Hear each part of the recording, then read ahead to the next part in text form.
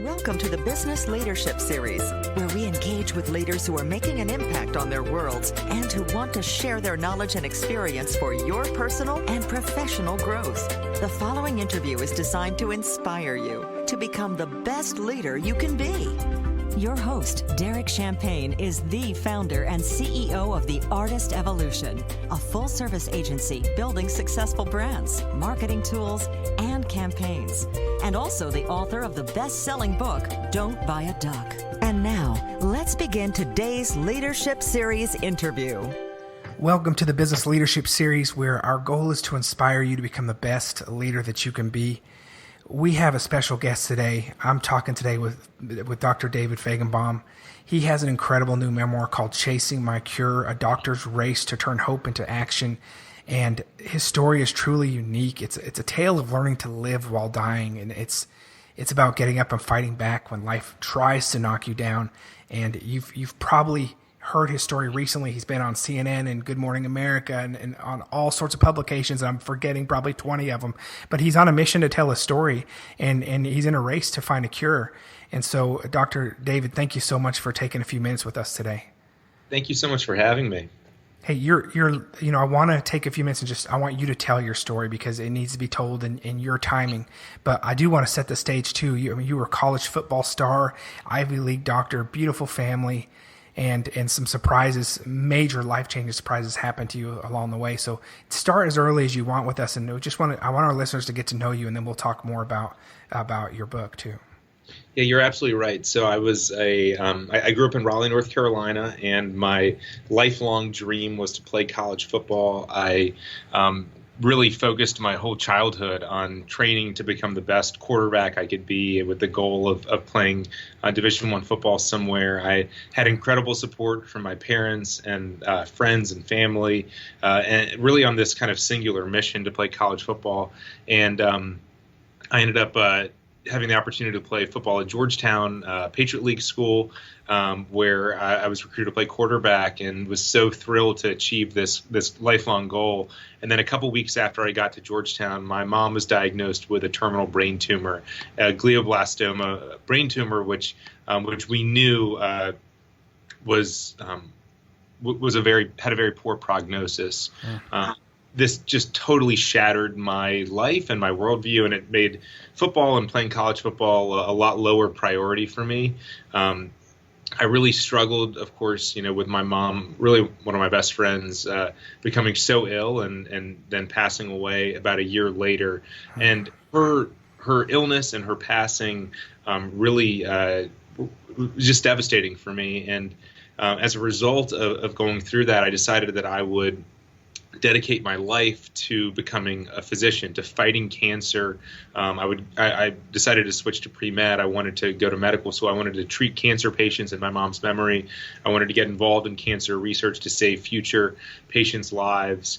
And so my life's focus went from football to wanting to become a cancer doctor. And I ended up going to graduate school in England and then coming back to the States for medical school. And there I was now as a third-year medical student, really far along my path of becoming a cancer doctor, racing towards this dream. And then I had another major life event, and that's when I became deathly ill with a disease at the time that wasn't diagnosed, but where I experienced multiple organ failure. So my liver, my kidneys, my bone marrow, my heart, my lungs, all shut down. I was hospitalized in the exact same hospital that I'd been treating patients in. I was in the intensive care unit. I was so sick that I actually had my last rites read to me by a priest because the doctors didn't think I was going to survive. And it was just a frightening time. No diagnosis. Doctors, everyone thinking I wouldn't survive. Fortunately, right around the time that my last rites were read to me, we received the diagnosis. I was diagnosed with a disease called idiopathic multicentric Castleman disease, which is kind of like a cross between an autoimmune disease and a cancer. And unfortunately, it's very poorly understood, and about a third of us die within 5 years of diagnosis. Another third will die within 10 years of diagnosis. And so it was frightening to get that kind of a diagnosis. But fortunately, with getting the diagnosis, I was started on chemotherapy, and that chemotherapy saved my life. I was able to get out of the ICU, start to improve. But unfortunately, I relapsed shortly thereafter. And again, I spent weeks in the intensive care unit, and I needed multi-agent chemotherapy. So I needed a combination of 7 different chemotherapies to try to kill this disease. And again, fortunately, my life was saved thanks to chemotherapy. But at this stage, I'd spent almost 6 months hospitalized battling this disease, and I was put on an experimental drug, a drug that I hoped would keep me in remission for forever, a drug that had been helping other patients. And I went back to medical school. I went back on my path of becoming a cancer doctor in memory of my and then I relapsed again on the only drug that had ever been studied for my disease and that has ever been studied for my disease. And I ran out of options. And I learned that there were no other promising leads for new drugs. There was no one doing promising work. And that if I wanted to have a future, if I wanted to live, and if I wanted to be able to continue to fight this disease, that I would need to get involved in research. If I hoped for a cure, I would need to turn that hope into action. And so in 2012, I promised my dad and my sisters and my girlfriend at the time that I would dedicate the rest of my life, however long that may be, to trying to cure this disease. And I was a third-year medical student.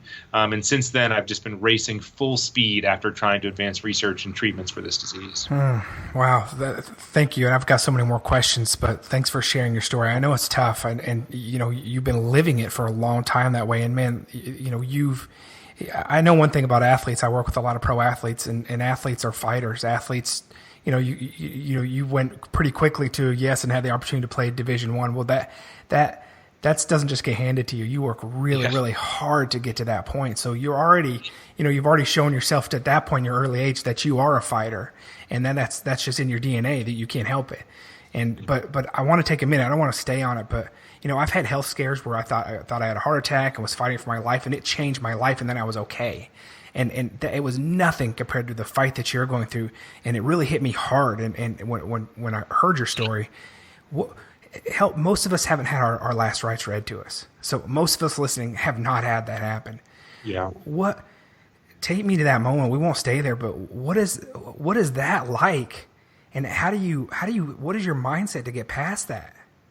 Yeah, so I had my last rites read to me one time, but now it's been, 5 times that I've come this close to death, and that where the doctors didn't think I would survive. And with each of these experiences, it was, as you can imagine, it was scary. It was so tough to see what it was doing to my family. That was probably the toughest part, was watching my dad, my sisters, my girlfriend, was putting them through. And as I laid in my hospital bed each time, and particularly the first time when I had my last rites read to me, I looked back on my life and I reflected on what I did, what I didn't do. And I started to regret things. And what I realized was that I didn't regret anything that I did do in my life, and I didn't regret anything that I did say. What I regretted were the things that I did not do and the things I did not say to the people that I loved, things that I knew that I would no longer have time to do because I would die within the next day or two. That really taught me a lot about life. And you started off this podcast by saying, I learned a lot about life and about living, from nearly dying 5 times and fighting back. And one really important lesson for me was learning that what I regretted, and what I think others may regret at the end of their time, is what they didn't do or what they didn't say. And so that's led me to kind of live by this motto. I call it think it, do it. And it's basically, if you think about doing it, if it's the right thing to do, you should do it. Because if you don't say those things to the people you love, if you don't do the things that you want to do, then there will be a point where you may regret it. And the other is something that fellow sports fans will, I think, certainly resonate with, and that's this concept of overtime. So, I've considered myself in overtime ever since the first time I nearly died, when I had my last rites read to me. Wow. And, as you know well, overtime is a time where it's extra time you didn't think you'd have, but every second counts in overtime. If you throw a bad pass in the first quarter and it gets picked off, you can make up for it. You've got 3 more quarters to make up for it. But if you throw a bad pass that gets picked off in overtime, game's over. And I live with this sense of being in overtime, that every second counts and that I need to make the most of every second. And really, I'm in my fifth overtime right now. I've nearly died 5 times, and I have this clear sense that every second needs to count. But what I've learned and what I realize is that actually we're all in overtime. Each of us doesn't know how much time we have, and each of us needs to make the most of every second. Absolutely profound. I've got goosebumps on my arms right now. Thank you for sharing that. It is think it, do it. The concept of living in overtime is, and you really have been in your 5th overtime. Wow. Right. And we need to live that way. And that's amazing. And I think this is, I hate that it has to be you sharing the lesson and that your life has to do it. Although that, in some ways there's some, it's beautiful and it's poetic and it's amazing, but our listeners, we need to learn from this. This is, I always say it's okay till it's not. And then if something happens, it's too late. And then you're looking back and you've gotten 5 more chances.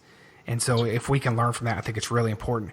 So I want to, first of all, what was it like when you went through and realized the experimental treatments were not going to be a solution, and that it was on you?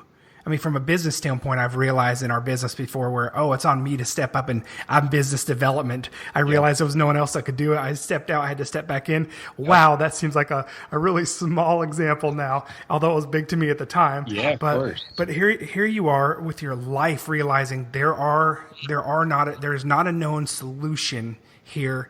And I've been read my rights, and I'm here, and I'm on another overtime, and now I've got to figure something out. What is that like?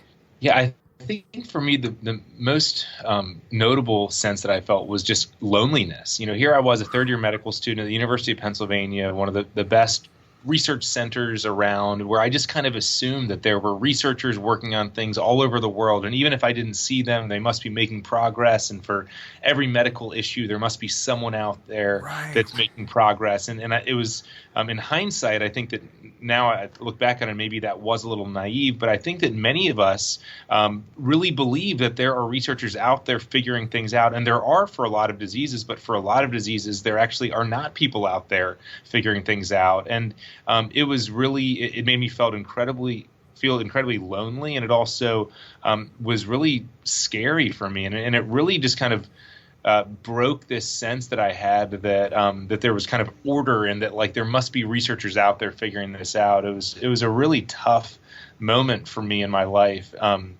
But it did kind of give me clarity that I had been hoping and praying that someone somewhere would figure out my disease, but I had not taken any sort of action over the previous 3 years. I went back to medical school. I planned to become an oncologist to treat patients in memory of my mom, but I didn't do anything. I had not taken any action to get life closer to what I was hoping for, the things I was praying for and things that I was hoping for. Right. I wasn't doing anything to get us any closer to those. And so for me, it made me realize that if it's something that is important enough to me to hope for it, if it's important enough to me to pray for it, then I really need to spend time reflecting on, well, what can I do to get us closer to that hope becoming a reality, or that prayer becoming a reality? And for me, it was really tough to learn that, and to be in a position where if I hadn't learned it, I would have died shortly thereafter. But it's really kind of the ultimate stakes, right? And so I knew that I needed to get to work.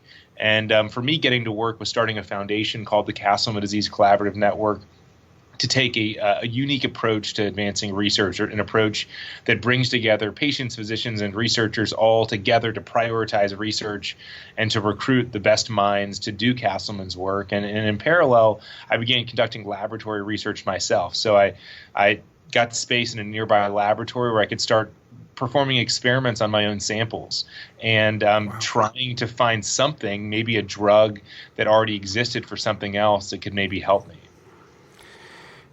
Everything you're sharing is flooring me here, and I know it's because it's such a profound story. But just again to go back and see, I think of stories from the Bible as you talk about prayer, and for Moses to pray for somebody to deliver, and then he said, "Oh, it's going to be you." It's like, wait, me? Why me? Of all the history of time, why me?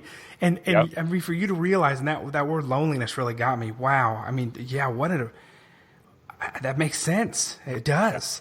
But then to realize, I mean, what was that like then? What was that fight that came back in you? They said, okay, well, I guess I'm the one who's going to be called to look for a solution. I mean, that's a global, that's a game changing impact on everything. Yeah, it was, as I said, it was lonely, it was scary, but then it was really, I guess, almost clarifying in the sense that, like, okay, like there's, no one else is going to do this. If I don't do it, no one will. And if I'm sitting there looking at my girlfriend at the times thinking, if I don't figure this out, then, I won't be able to spend more time with her. I won't be able to maybe have a life with her. And at the time I was so sick and I was in and out of the hospital that I wasn't really thinking, years together. I really was thinking, what can I do to get months more together? What can I do to keep me alive, to just make the most of every day, honestly. I really wasn't measuring expected time in months, but it was just, what could I do to spend more time with the people that I love? And, I realized that if I didn't do it, that no one else would. And I certainly wasn't confident that I would be able to do it. In fact, I think that I probably didn't think that I was going to make any progress, but I knew there was a 0% chance if I didn't do anything. And I knew that there was probably a very small % chance if I did something. But, of course, thinking about a sports metaphor, you miss 100% of the shots that you don't take. And I knew that if I didn't get going on trying that I would run out of time. And so, I decided to get going. Wow. Again, thank you for sharing that, making the most of every day. I think a lot of us who maybe don't think we're in overtime, months don't seem like a big deal. We're looking at quarters and years at a time. Right. And some people honestly are just trying to get through the day. I talk to a lot of leaders. I talk to a lot of men because I'm a father and a business owner, and I work with a lot of men in different mastermind groups who are really just trying to even figure out how do I even be present with my family when I'm home, let alone do my day-to-day things. And they're just thinking about it and getting through it, not in enjoying every moment. And so your perspective here is just profound, and making the most of every day and looking at it in days and weeks and months to enjoy and cherish that time. Thank you. Tell me about, let's talk, we've got about 5-6 minutes left. I'd love to take a few minutes and I want to hear, so you talked about your girlfriend, and I know you've had some progression since then because I've seen some of the news stories. I know your story. Tell me about that. And then I want to hear more about just with your book. I want to hear more about what people can expect when they read through this memoir. Yeah. So at the time of my fourth flare, the fourth time I nearly died, Caitlin and I were dating. And as I said, I was just, hoping for days or weeks or months of more time with her and with those I love, my friends and my family. And I got to work. I rolled up my sleeves, started doing lab work, created this foundation, and was making some progress, certainly as quickly as I could, when I relapsed about a year later. And again, nearly died for the fifth time, needed multi-agent chemotherapy to save my life again. And this time it was maybe even more difficult because I had just gotten engaged to Caitlin just a few weeks before I relapsed. And so the stakes almost felt higher. And it was mainly, again, it wasn't that I was sad that I wouldn't have a long life with her. I think that I was really sad that I wouldn't make it to our wedding day. I was, again, living in a very short-term sort of mindset. Our wedding day was 5 months away. And so when I got out of the hospital and I survived for the fifth time, I really got to work diving through all of my data to see if I could find some signals in my data to suggest that a drug might be effective for treating my disease. And I go through this in detail in the book as to kind of how I got to identify this drug and think that maybe it could work. It was developed for another disease 25 years ago. It had never been used before for Castleman disease, but I decided to give it a shot because I had run out of options, and all I wanted to do was make it to May 24th, 2014, our wedding date. And so I started myself on this treatment. And just as you mentioned, and obviously because I'm here today on this podcast, I survived through May 24th, 2014. We were able to get married. And I've continued to fight for this disease. I don't know. It's been about 5.5 years that I've been in remission now. And I dream and I hope and I pray for a long future with my wife, but I also know that I may relapse tomorrow, and that I know that my overtime may end tomorrow. So I run a foundation that's fully focused on accelerating research for Castleman disease. There are about 5,000 patients diagnosed each year in the U.S. with Castleman disease, so it's about as common as ALS, but obviously a lot less well known. And so I pushed for new drugs and new research, and then I also run this foundation. And thankfully, a little bit over a year ago, my wife and I had our first child, Amelia. Amelia, and such a gift as a parent. I know that you can appreciate kind of gift it was to have Amelia. And so, I live every day is a blessing.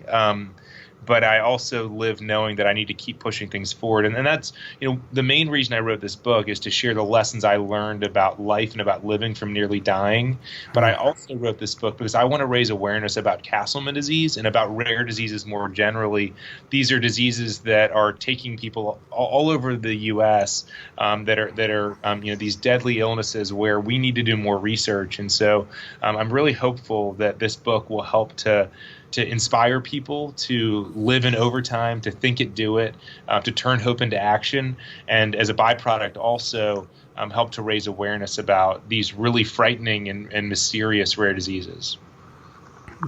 It's a beautiful story, just the story of your wife's commitment to you and your commitment to her, and those things can go so many different ways when crisis and tragedy happens, and to see that it's just such a beautiful. It's a beautiful love story. And then my daughter's not Amelia, she's Emily. And I love the context of that name as well. And that's I love hearing that. Chasingmycure.com, is that the best place to go to find your book?